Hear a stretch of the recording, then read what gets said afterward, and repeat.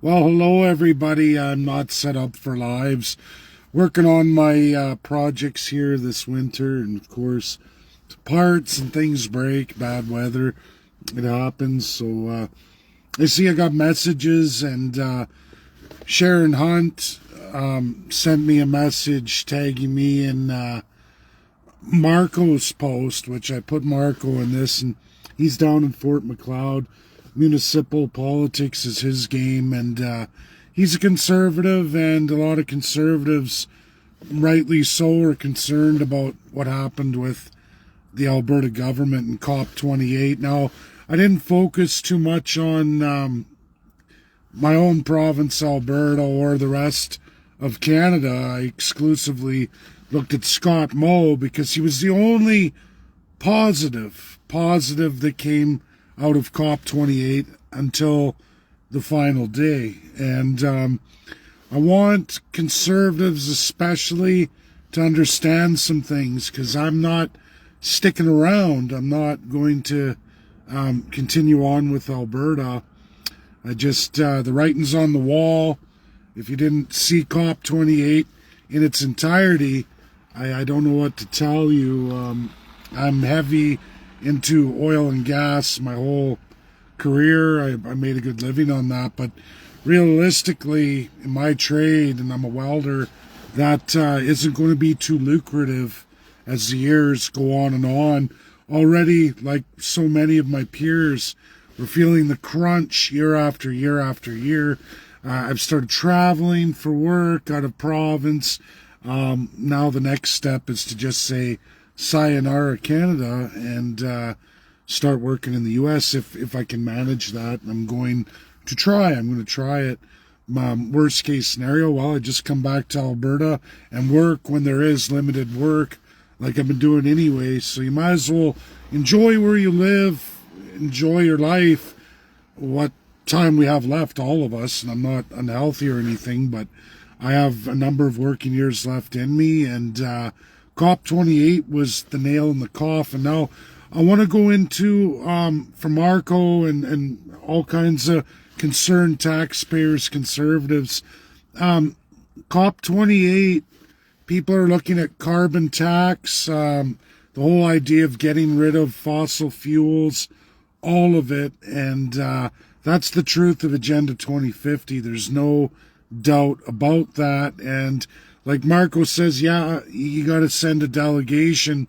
Well, Scott Moe sent a delegation considerably governmentally smaller than Danielle Smith's, extremely small in government, funded by taxpayers. Now, Scott Moe rented a whole pavilion in the lowest tier and had the most success. Now, Danielle Smith blew more money than Scott Moe and had way more government officials, delegates, sheriffs, security. She did exactly what we've all been watching Liberals do with our Governor General Mary Simon, and how much expense she pours out. And Danielle Smith did not disappoint. She blew money like no other Alberta politician since Alison Redford at COP28. She didn't rent a pavilion. She certainly didn't invite any oil or gas executives. So, folks, Scott Moe had the largest delegation in Canada, but not in government officials.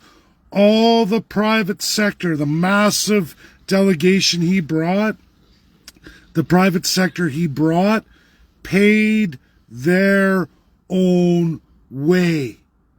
Paid their own way. All Alberta taxpayers paid for the explosive, ginormous Alberta delegation of government officials, police, security, and the list goes on and on and on. It's explosively larger than Scott Moe's. Now, what did Alberta get out of it? What did you get out of it, taxpayers?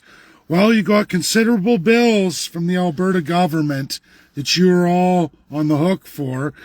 You've got global commitments by the government of Alberta on taxpayers' behalf on all the money you're going to pour into green new projects here in Alberta, you, the taxpayers, to hire more government people to work in government contracts at your expense. Now, Scott Moe didn't do any of that. None of that. He secured a triple nuclear deal for Saskatchewan, tripling uranium mining in Saskatchewan, and not any old uranium mining. He got the deal of the United States, a massive, going to be $6.38 billion annual investment in Saskatchewan GDP. It's so large, in fact, by 2032, Saskatchewan's mining is going to take over oil and gas in the province of Saskatchewan. So Agenda 2050 isn't going to really affect Saskatchewan in all of Canada. Everybody else completely affected. And I don't think it takes a rocket scientist to figure out that Alberta's screwed. We got nothing in COP28. Danielle Smith had nothing planned. Her useless government didn't do anything on their 1 year off. That's right, Albertans.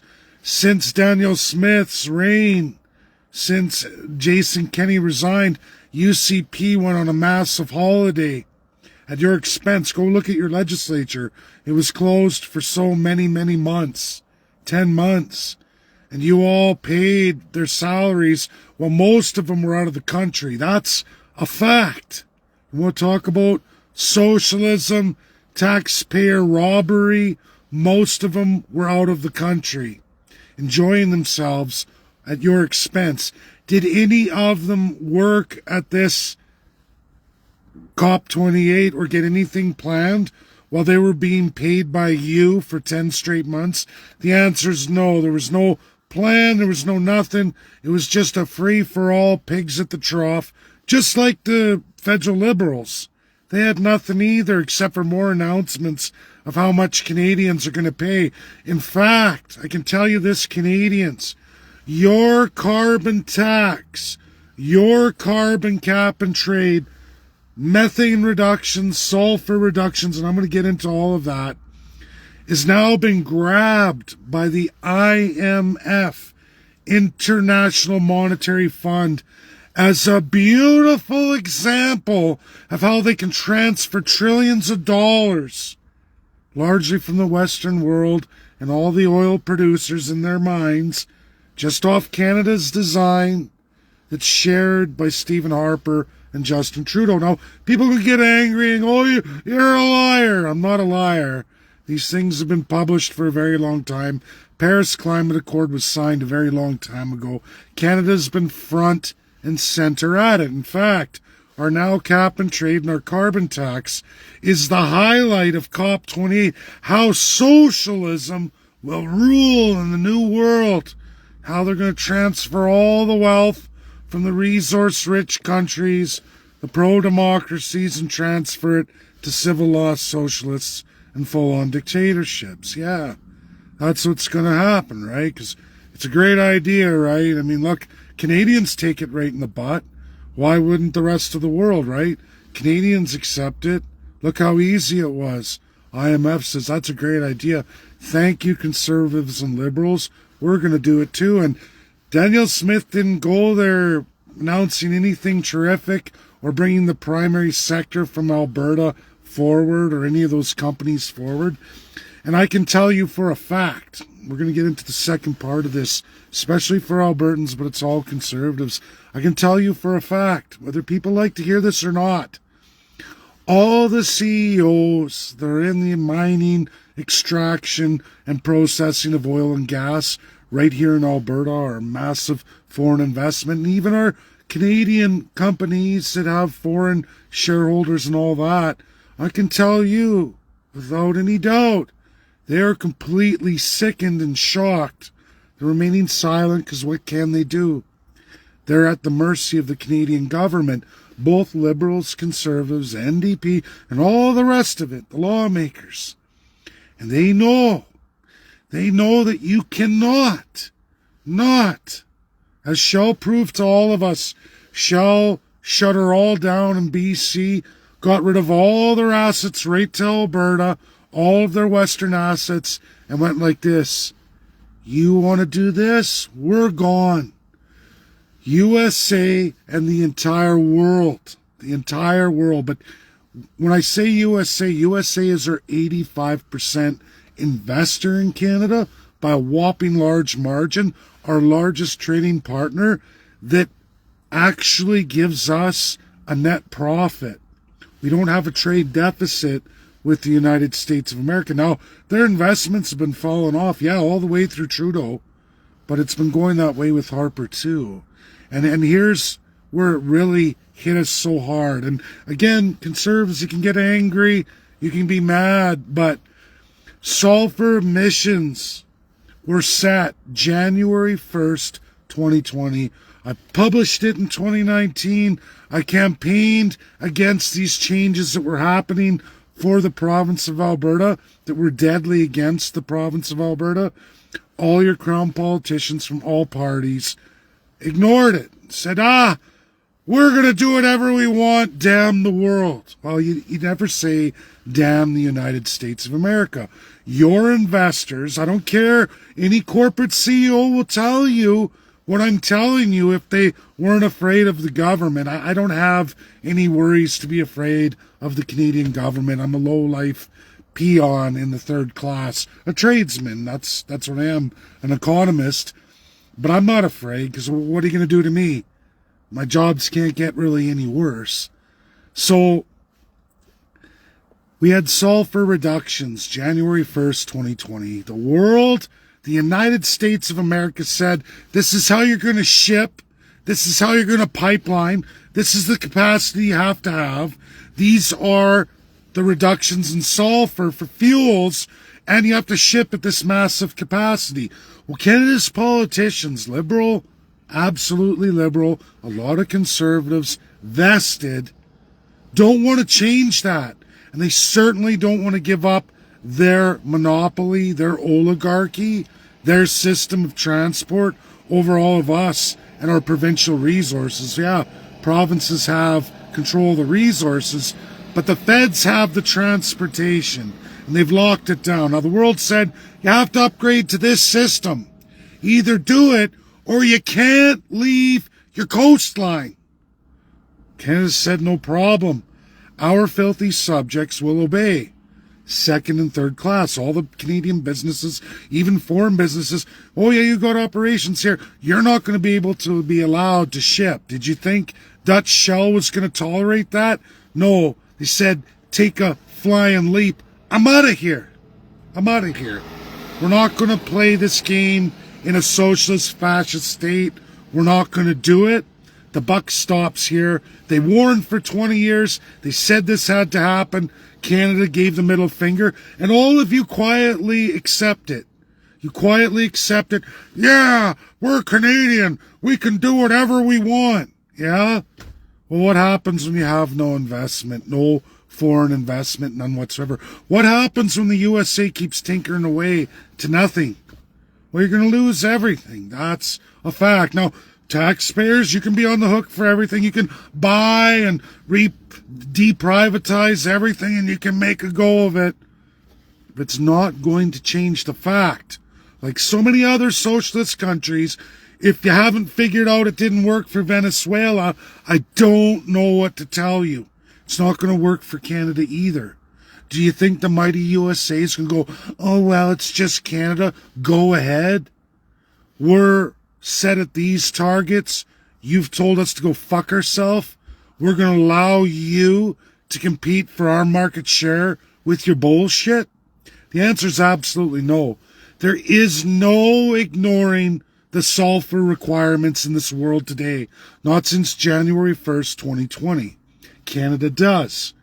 You've got two premiers, Scott Moe, Danielle Smith, who tell you all, yeah, fuck them, right? We're not going to do it, fuck you. Well, I know where our oil and gas sectors are going.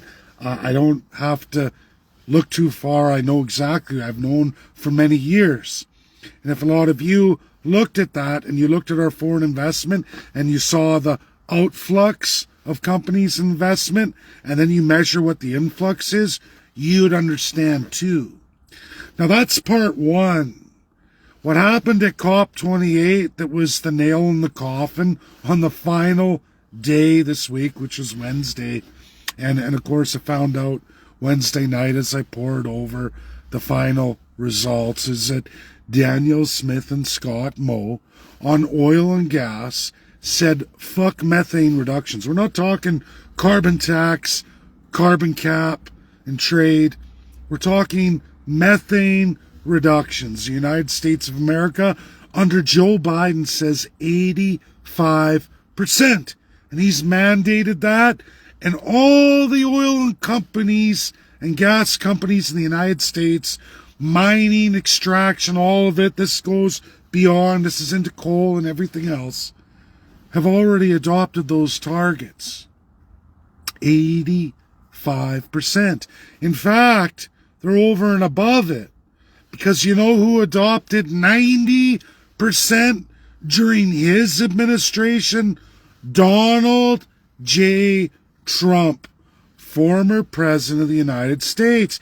He already put all that forward. Pressed it. Methane. We're not talking carbon tax. We're not talking cap and trade, even though USA is going that way with cap and trade. And Donald Trump was just as far along with that. They don't do carbon tax. They do carbon cap and trade. They did these methane. They've already surpassed us quite a long time ago, folks. We're going back to 2016 when they started. They were already at 65% in 2016 under Donald J. Trump. And then they went on, and within 2 years before he had lost his presidency, they'd already surpassed 85%. And now they're well on their way to 90. Now, you know, USA, that's their politics. Joe Biden, look what I did, and that's neither here nor there. The reality is, folks, 85% is the methane reduction of the United States. Are they going to allow Saskatchewan and Alberta to kick and stomp the Premier of Alberta, Danielle Smith, and Scott Moe, Saskatchewan, in oil and gas, mining, extraction, coal, and all of that? Are they going to allow them to operate at a higher methane emissions than all their United States companies? What are they going to do? Well, I know you're all very, very familiar, absolutely, with what the USA does to countries who try to trade outside of their programs.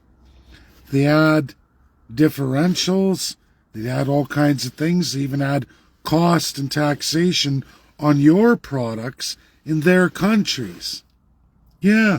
And then they take your products, add a rate increase to it because they're going to charge you to process your goods because they're largely in charge of your shipping because you don't want to follow the sulfur emissions reductions.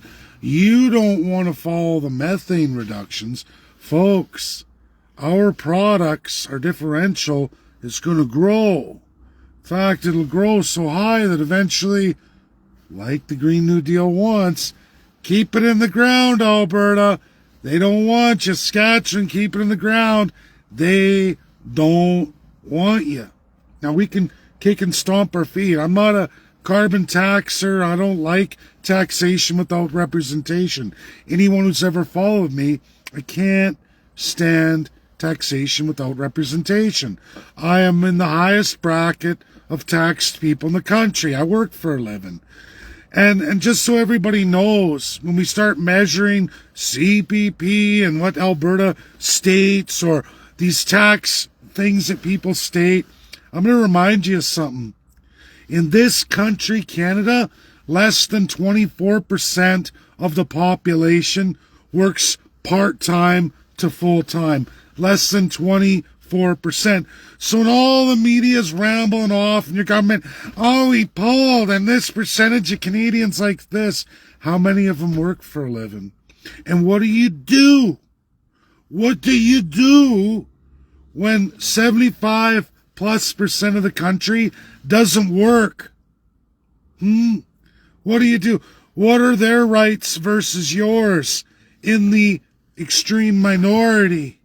You become a slave like we're constitutionally designed.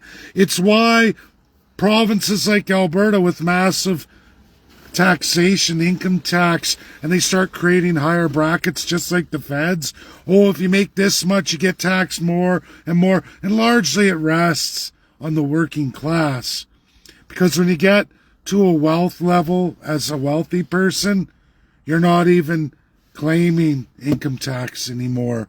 You've got a team of lawyers and accountants to make sure your income's written off. The little people, the little business owners couldn't afford that ever in a day. You can't have a lawyer on 24/7 speed dial. You don't have an accountant or a financial team on speed dial 24/7. Largely it's you, and you work so hard during the day you have no time. I know. I ran welding trucks a number of years. I ran companies, at least in the province of Alberta. I went through it. I know what it takes. It's why I chose to work for a living. But you get bamboozled with taxation. Any way you go, they get you coming or going. And it's largely targeted at all those, the harder you work as the little guy, those defined as third class. Here's the maximum you're going to make. Here's this amount of money you guys are making. We're taking half of it. Just like that. And that's where we've come full circle. And yes, it varies on provinces. Yes, Saskatchewan's worse than Alberta. Maybe Alberta's probably the best deal in Canada, sitting somewhere at, for those of us who really giver in trades or in specialties, we're sitting at easy 46%, and then there's all the baloney taxation on top of that. Every time we go out to purchase something, every time we get into all kinds of areas of sin taxes, consumption taxes, heat, power, all of it, we're all going through it, and you just get to a point where it's like, how do we get here? How does something like COP28 happen when a premier who's supposed to be conservative, completely liberal through and through, and the promise is made? We had the one minister of Alberta present $31 million for taxpayers. The promise is to generate GDP down the road of 200 and some $1 million and 740 government jobs. Don't worry about it. It's great for GDP. Borrowed GDP or tax GDP is bullshit GDP. It's not real GDP. Learn the difference of primary sector GDP and real wealth grown for a region or a country. And if you're not growing wealth in your GDP generation, you're BS. You're bleeding somebody somewhere. Somebody who is producing for wealth for the nation is being bled that wealth in a socialist transfer to make up your portion. That's how it works. It's either taxation without the representation, or it's absolutely debt loading. One of the two. And I promise you folks, where oil is today for Alberta, the WCS and Canadian Select, you go look, not doing so shit hot at all. Russia and Iran are whipping our butts. You know, those two countries under tremendous sanctions, hated worldwide, right? Well, they're whipping Alberta and Canada's butt in our resources. And why? Well, a lot of economists that work for your governments, the same economists who work for the Liberals and work for the NDP, that now work for the Conservatives, right, are going to tell you, well, this formula and this complex system, it's because of this. They're not going to tell you about sulfur requirements in your transportation, your infrastructure, what Canada has to do, like the rest of the world is doing, except Canada, because the regions, we don't listen to the rest of the world. We don't care. What do you mean we can't ship outside of our coast? That's the truth. That's the truth. And now our differential is going to grow.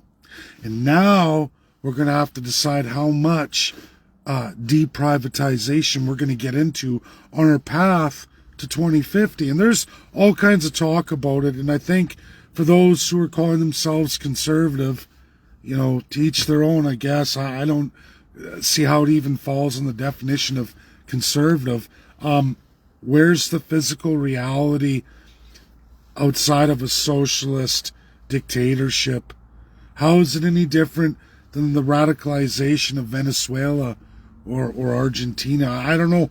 Please explain it to me, because I don't see a difference in the statements made by Alberta Premier here and what I watched happen with Alberta in COP28. And like Marco shares, the massive government delegates, absolutely much larger than even the Liberals in the blue tier pavilion. Now, I'm not saying the pavilion costs. Saskatchewan paid $750,000 for their pavilion. I don't know what Ottawa's blue one was. I'm sure it's probably 5 times as much as the green one. But at least Scott Moe had a plan. At least it generated primary sector GDP. He has a path forward for his province. Again, there's going to be a big hit because of the inability to move forward with methane to at least match the United States of America. Just like sulfur, we're going to get killed. We're going to get killed, and it's coming. And I look at the forward motion here that I don't see after what happened with sulfur and what we're experiencing on global trade. I don't think that methane's going to be any different. And I think that beyond carbon tax and carbon cap and trade that focuses on headlines, it's like sulfur, the methane, that's going to kill us. And I'm sorry people don't give you guys these truths. I don't know what to do about that, but that's it. And this is absolutely my last video on politics. Anything that goes on, I'm not going to do it till after Christmas, because we're at that season. And my daughter's birthday next week, and I just don't want to. I'm going to focus on my own things. I'll still make general posts on issues, but unless it's holiday cheer, I won't be doing any lives. So share, get it out there. It's up to all of you. I can only tell people the truth, the reality of the world around us, the reality of our country, Canada, our reality of our regions in Canada, and it's up to you to accept that or not. And people can hate, but I guarantee you, again, I'm going to say this in the final word here, all those CEOs of oil and gas in Canada know exactly what I'm talking about. And they're going, ooh, at least somebody's saying it. At least somebody's saying it. That's my video. You guys take from it what you want. Share. Get it out there. It's important. It's a reality check. I know.